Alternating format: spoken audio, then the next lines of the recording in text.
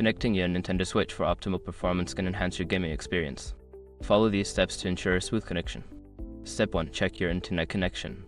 Ensure that your Wi-Fi network is stable and has a strong signal. You can do this by testing the connection with another device to confirm that it is working properly. Step 2. Access system settings. Turn on your Nintendo Switch and navigate to the home screen. Select the gear icon to open the system settings menu. Step 3. Select internet settings. In a system settings menu, scroll down and select internet. From there, choose internet settings to begin searching for available networks. Step 4. Connect to your network. Once the Switch finds your Wi-Fi network, select it and enter the password if prompted. Make sure to connect to a 5 GHz network if available, as it often provides better performance.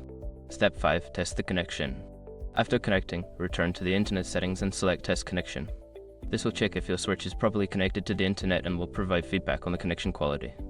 By following these steps, you should be able to connect your Nintendo Switch effectively and enjoy a better gaming experience. Happy gaming!